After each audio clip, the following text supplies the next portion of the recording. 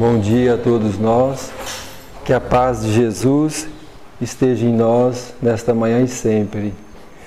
E em nome desta casa, do Centro Espírita Eurípides Barçanufo, o nosso carinho e o nosso respeito a todos que nos assistem, a todas as lições estudadas nos domingos de manhã, nesta bendita obra mediúnica que é o nosso lar, como aprendizado, como uma cartilha para todos nós. Que cada lição dessa seja de reflexão para todos nós. E hoje, dando sequência na lição, hoje nós vamos estudar a lição 22, que se trata do bônus horas. O bônus representa para nós aqui na Terra como se fosse uma remuneração, um salário, seria um indexador de valor. E hora a gente sabe que é um indexador de tempo. Mas o título da lição mesmo, a dona Laura vem nos falar, que é horas de serviço prestado no plano espiritual. Horas de serviço prestado é diferente de emprego, nós estamos muito acostumados aqui. E nessa lição é um diálogo entre a dona Laura, que é mãe de Elisas, e o espírito André Luiz, os dois espíritos conversando ali a sós. E André Luiz, como sempre, carrega a dona Laura de perguntas, de curiosidade, nessa abençoada curiosidade que trouxe tantas lições abençoadas para nós. E ele então começa com essa pergunta para a dona Laura: o bônus hora trata-se de alguma moeda, algum dinheiro? O que seria isso, E a dona Laura então explica para ele: não propriamente uma moeda, um dinheiro, mas uma ficha de serviço individual, funcionando como um valor aquisitivo. É uma aquisição individual de cada um. Não tem como a gente pagar para alguém fazer para a gente como a gente é acostumado aqui na Terra, E ela diz, que aqui em nosso lar a produção de vestuário e alimentação elementares pertence a todos em comum. O celeiro fundamental, o básico, é propriedade coletiva. Todos cooperam no engrandecimento do patrimônio comum e dele vivem.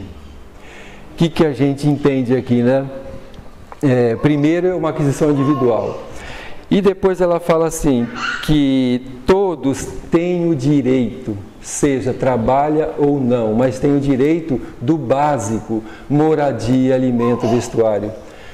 Quase igual aqui na Terra, Aqui quem não quer trabalhar morre de fome? Não. Por quê? Porque tem gente caridosa que ainda oferece, às vezes, um serviço meio contra a vontade que a gente faz, quando alguém bate a nossa porta, a gente não atende como deveria atender, como é o caso aqui. Mas eles não morrem de fome. Muitos deles vivem na rua, não têm uma moradia ainda. Apesar que na nossa cidade, graças a Deus, o patrimônio público, nos últimos anos, cada um tem sua casinha, a gente não vê mais favela aqui. Isso já é um crescimento entre nós. Então, esses direitos seriam direitos iguais para todos nós, independente se nós trabalhamos ou não. Agora, no final, ela diz assim, que todos cooperam no engrandecimento do patrimônio comum e dele vivem. Então, é um sistema de cooperativa.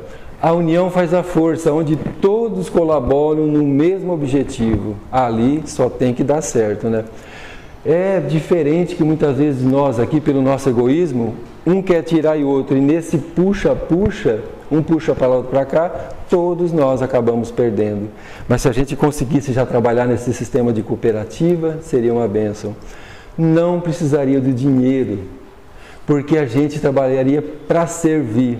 Se eu sou um carpinteiro, eu faria o serviço, mas eu tenho direito a médico, eu tenho direito de ir lá para comprar um carro, uma casa, como foi bem dito na lição passada, que todos precisam de uma casa e mais nada, um lar. Então, quando a gente fala dinheiro aqui, muitos falam, dinheiro é do bem, dinheiro é do mal. Mas nada disso. Dinheiro o que é para nós? Uma simples ferramenta. E toda ferramenta a gente pode usar no bem ou no mal. E assim é o dinheiro, né? Quando a gente usa, é uma abençoada ferramenta para o bem.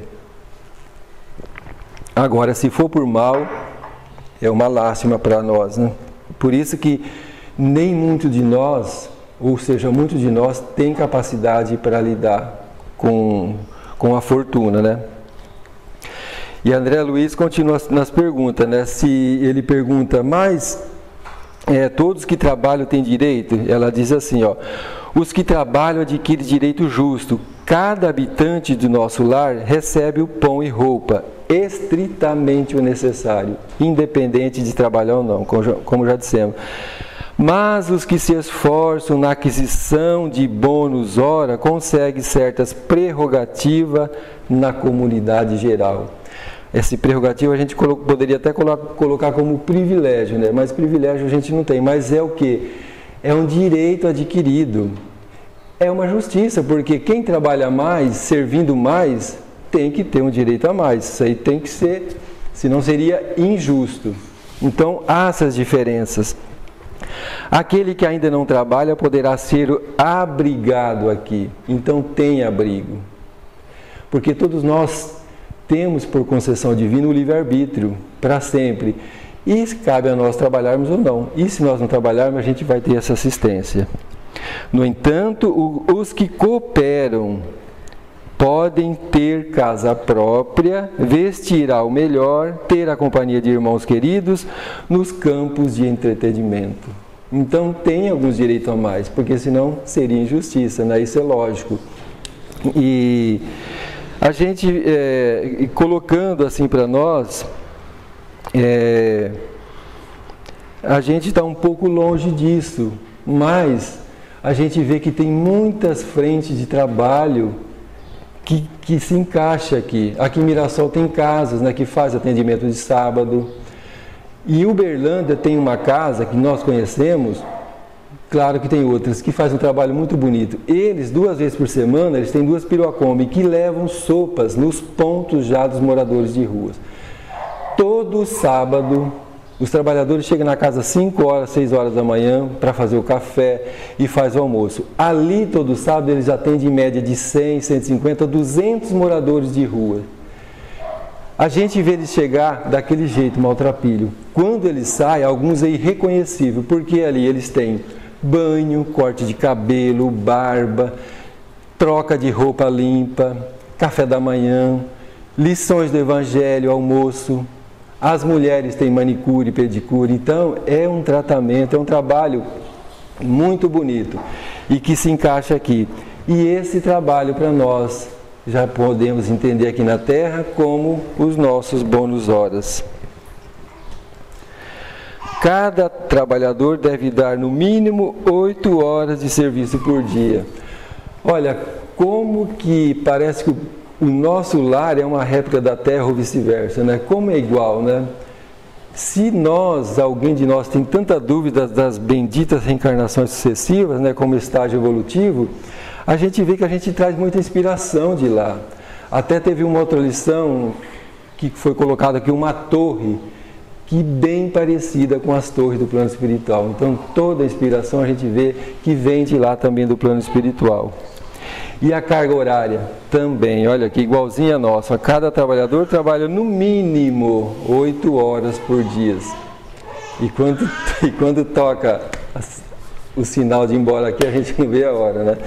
E lá eles falam no mínimo. Ó, os programas de trabalho são numerosos e a governadoria permite 4 horas de serviço extraordinário aos que desejam colaborar no trabalho comum de boa vontade.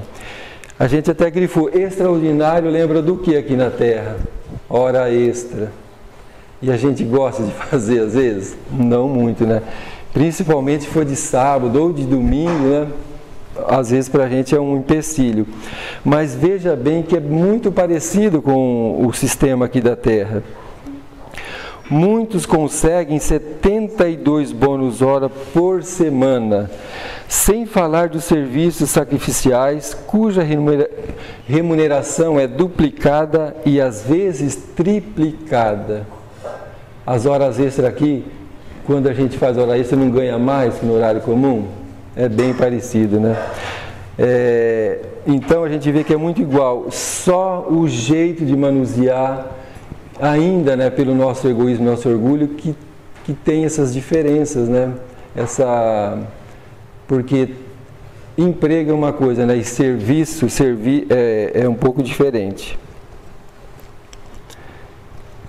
O bônus horas, André Luiz pergunta para a dona Laura se o bônus horas é a única moeda que tem lá, a única remuneração. E ela diz assim, que sim, o bônus horas é o único título. Por que ele pergunta isso, né? A gente vai ver que é pelas classificações profissionais aqui na Terra que a gente acha que são diferentes, né? O bônus hora é o único título de remuneração como padrão de pagamento para todos, não só na administração, como também na obediência. Não tem diferença. O trabalho é de sacrifício pessoal, lei de igualdade. Então, aqui nós classificamos, né, tal profissão, tal, e a gente coloca ali cada um salário, uma remuneração. No plano espiritual, como justiça, e que deveria ser aqui, não é o serviço prestado.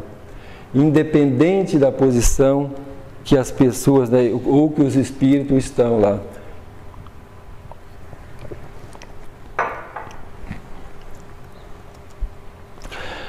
Todo ganho externo do mundo é lucro transitório.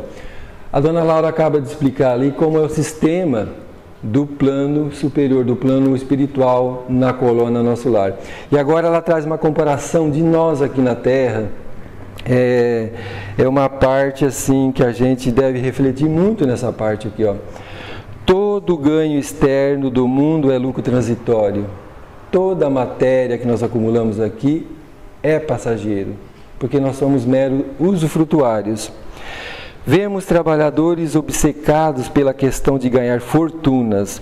Outros amontoam expressões bancárias que lhes servem de martírio pessoal e de ruína à família. Muitas vezes nós não estamos preparados, e se vem a fortuna, nós acabamos perdendo a oportunidade de uma existência por causa do dinheiro, da coisa material, que nós não estamos tendo o equilíbrio ainda, né? Por outro lado, é indispensável considerar que 70% dos administradores terrenos não pesam os deveres morais que lhe competem e que a mesma porcentagem pode ser adjudicada, né, atribuída a quantos forem chamados à subordinação. Vivem quase todos a confessar a ausência vocacional, mas recebendo os proventos comuns aos cargos que ocupam. E ela continua explicando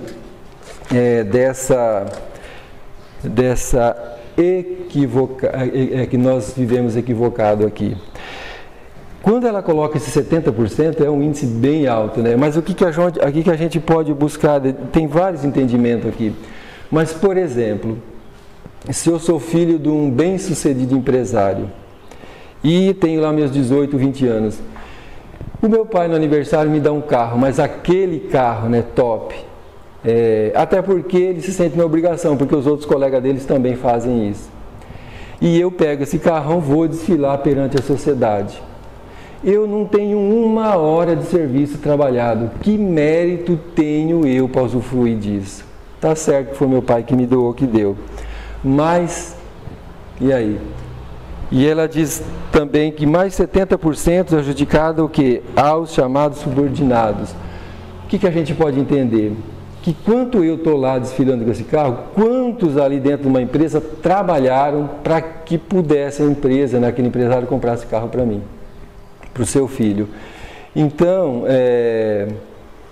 muitas vezes a gente não tem o mérito disso, dessa aquisição indevida. A gente fala, trabalhei, foi com o meu suor, mas precisa ver, porque às vezes eu não trabalhei nada, né? Meu pai só me paga estudo. Então, a gente tem que ter esse pensamento, e se a gente for usufruir, ter humildade para usufruir, saber que não é mérito meu isso aí. E a dona Laura faz essa comparação. E eu achei um índice muito alto, né? Como que a gente vive equivocado aqui dessas situações nossas. O verdadeiro ganho da criatura é de natureza espiritual. E o bônus, ora, em nossa organização, modifica-se em valor substancial, segundo a natureza dos nossos serviços. Então agora ela faz a colocação dos trabalhos no nosso lar, né? Então ela fala que no Ministério da Regeneração temos o que? O bônus hora regeneração. E que no Ministério do Esclarecimento temos o bônus hora esclarecimento e assim por diante. Cada setor tem o seu bônus horas, serviço prestado. E que diante dessas condições que ela coloca, os fatores assiduidade e dedicação representam aqui quase tudo. Ou seja, perseverança, dedicação, colocar aquela vontade, o prazer de servir, ali que está toda a diferença entre servir ou trabalhar. Podemos gastar nossos bônus hora a favor dos amigos? André Luiz pergunta para ela. Será que a gente pode transferir para alguém? E a dona Laura fala, perfeitamente. Podemos repartir as bênçãos de nossos serviços com quem aprouver. Então, nós podemos, é caridade, né? É o exercício da caridade. Nós podemos contribuir, colaborar e ajudar. Mas ela vem falar para nós do problema da herança, né? Como ela fala que nós podemos dar, servir alguém, então André Luiz já busca essa colocação. E o problema da herança? Ela diz assim, não temos aqui demasiadas complicações. Quer dizer, não tem demasiada, mas algumas deve ter, né? No meu caso, ela vai contar o caso dela, a situação da dona Laura. No meu caso, tenho 3.000 bônus horas de auxílio. Por quê? Porque ela trabalhava na regeneração, na parte do auxílio, né? Por isso que ela tinha os bônus horas auxílio. No meu caso, eu tenho 3.000 bônus horas auxílio. Não posso legá-los à minha filha que está para chegar.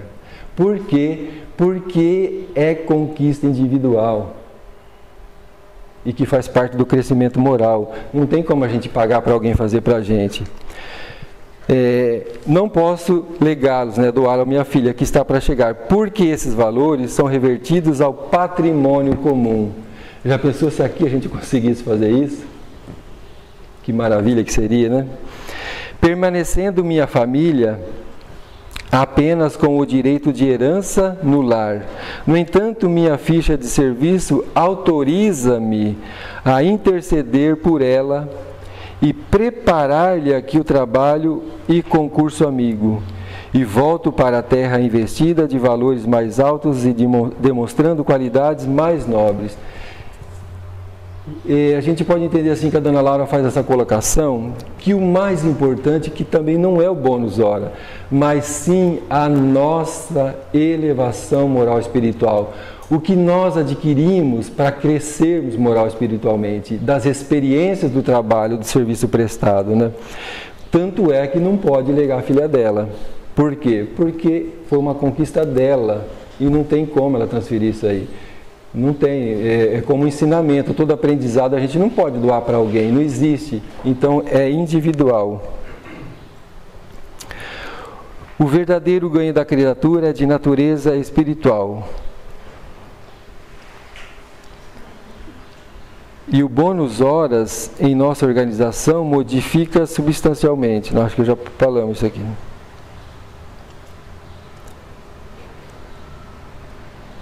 Então, essa lição ela traz muita informação para a gente. Claro que não dá para a gente pôr tudo aqui. Mas, assim, numa síntese do entendimento, o que a gente pode entender dele, o que ela vem dizer, o que André Luiz traz para a gente aqui. Que o importante mais para nós é servir, porque aqui a gente faz essas colocações de diferenças, né? Nós já ouvimos falar que, por essa classificação de profissão, uma vez nós vimos falar que, por exemplo, se os coletores de lixo, ou seja, que nós chamamos de lixeiro, fizerem 3 meses de greve E esse amontoado de lixo poderia virar uma epidemia ou às vezes uma pandemia que se alastrava o mundo inteiro, que não teria médico, hospital que daria conta. E que se houvesse, por exemplo, 3 meses de greve dos médicos, muitos de nós iria morrer. Mas que a gente poderia procurar uma farmácia, um laboratório que poderia se virar. Então, toda profissão tem o seu valor. A gente não deve fazer essas colocações, essas classificações errôneas. Mas, acima de tudo, o que vale para cada um de nós é servir. Servir com vontade e com carinho. Então, essas diferenças que traz para nós. E ele fala, assim, da parte material, que são aquisições transitórias. Fala da igualdade, da lei de igualdade. No Livro dos Espíritos tem uma pergunta que Kardec questiona, né? Que quanto de nós cobramos e gostaríamos da igualdade entre nós, da igualdade material, porque talvez aí resolveria o problema nosso nessa igualdade, para repartir. Mas o Espírito da Verdade dá essa resposta: olha, muito de vós que pensas assim pode ser por inveja daqueles que têm mais, e por não ter, gostaria que também não tivesse. Então não é o caminho. O mal tem que ser cortado pela raiz. E ele diz assim, que entre vós que é necessário a cura das vossas chagas, do egoísmo e do orgulho. Aí sim, não tem problema as diferenças. Porque poderia ter menos diferença, mas o mais forte ajudaria o mais fraco. Aí a gente viver na verdadeira fraternidade. Então, se a gente pensa nessas igualdades, não é o caminho. O caminho é a extirpar o nosso orgulho e egoísmo. Diferença tem, a gente vê no nosso lar, quem trabalha adquire roupa, casas, isso é natural, mas tem que ter o que? Mais fraternidade, não ter o egoísmo e o orgulho. Então essas diferenças ainda é natural. No Evangelho também nos diz que essas diferenças entre nós, que é necessário, que onde tem esse acúmulo de dinheiro é investido em pesquisas, em adiantamento intelectual, material. Uma empresa tem que ter um dinheiro para investir no seu progresso material. Porque se dividisse todo o dinheiro dos empregados, ninguém teria interesse de melhorar a produção. Então é necessário ainda entre nós. É claro que falta ainda esse manuseio melhor entre nós, mas isso é uma necessidade ainda. Porque ainda nós vivemos ainda de paixões, ilusões aqui na Terra, ainda faz parte. A gente acabou de presenciar semana passada, né, as Olimpíadas aqui no Brasil. Foi mal? Não, isso aí foi uma união entre as nações, pode ter algum incidente, mas foi um momento de confraternização, de afinidades, de conhecimento. Mas o resultado, às vezes a gente vê de um jogo, de uma coisa, o que acontece no resultado final? Enquanto uns choram de alegria, outros choram de tristeza. Às vezes são 4 anos de dedicação ali e às vezes vai tudo por água abaixo. Então são momentos terríveis, né, para aqueles atletas. Porque isso se chama competição, que ainda tem entre nós. A gente nunca ouviu falar isso no plano espiritual nosso lar, que tem competição, que tem esporte, né? Mas ainda para nós faz parte. Então que a gente possa refletir principalmente da nossa maneira de servir, como o trabalhador da última hora. Aquele que foi chamado a trabalhar primeiro, estava lá trabalhando, mas às vezes a vontade dele era de estar lá na praça junto com os outros. E aquele que estava na praça lá, vamos imaginar assim, jogando baralho, ele estava lá, mas a vontade dele era de estar trabalhando. Então nós não enxergamos a intenção das pessoas, só os atos. Então o que vale para Deus é a intenção e não propriamente os nossos atos muitas vezes. Então, diante desse acúmulo de matéria, que a gente é transitório, a gente tem que ter equilíbrio nessa parte, porque aqui nós já podemos estar angariando esses bônus horas. Porque o que nós vamos levar daqui? Independente da nossa religião, do nosso entendimento, a humanidade toda tem uma certeza, que o nosso corpo físico tem um prazo de validade. Que um dia nós vamos desencarnar ou morrer a morte do corpo físico. Isso aí ninguém contesta e não tem ninguém que pode provar contrário, isso aí porque está aos nossos olhos. E que daqui nada vamos levar de matéria. Ninguém ouviu falar que fulano ou fulana desencarnou e sumiu os bens dele que levou junto. Isso não existe, é ilógico. Até onde os nossos olhos físicos enxergam, a gente tem o mesmo entendimento, mas daí para frente é que começa as nossas complicações, nosso entendimento. E é por isso, né, que André Luiz, nessas benditas obras, ele começa no nosso lar e vai terminar lá na vida, a vida continua. Nessas obras eles vêm descortinar o plano espiritual para a gente, mostrar para a gente como tudo funciona e que não tem essa separação. Estamos todos juntos, só separado por matéria, por mundo físico e extrafísico. Não tem essa separação, porque o pensamento, o sentimento não tem fronteiras. São benditas obras, né? O nosso lar como uma cartilha para nós, um manual de instrução. Quando a gente compra uma ferramenta, um carro ou uma bicicleta, não vem um manual de instrução? Quem que elabora? O engenheiro que projetou aquilo, melhor que qualquer um ele sabe. André Luiz sabe muito bem, porque ele vivenciou conhecimento de causa, então ele traz tudo para nós. Ele teve a coragem e a humildade de expor todos os seus erros como alerta para nós, como esta lição também. Então são obras maravilhosas que a gente deve estar sempre atento e estudando. E cada aprendizado dele, cada informação a gente vê que ele guardava com o maior zelo e carinho e já cogitava dentro dele: meu Deus, preciso mandar essas informações para a Terra. E como? Mas ele teve a bendita oportunidade naquela época de ter esse correio divino aqui na Terra chamado Francisco Cândido Xavier. E aí deu esse casamento, essa parceria, e que nos trouxe todas essas obras abençoadas. Tudo canalizado aonde? No Brasil. Jesus nos disse: a quem mais será dado, mais será cobrado. Não é por acaso que Chico então escreve o livro, né? Brasil, coração do mundo, a pátria do Evangelho. Mas para que se faça jus esse livro, não é o Brasil, mas é cada um de nós nesse trabalho para que se faça jus.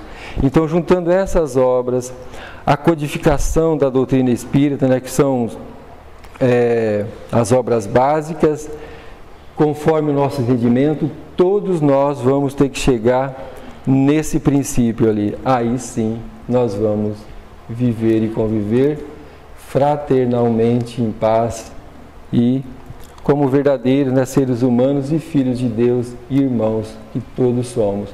É o caminho e que todos nós estamos angariando e que vamos chegar lá sem dúvida.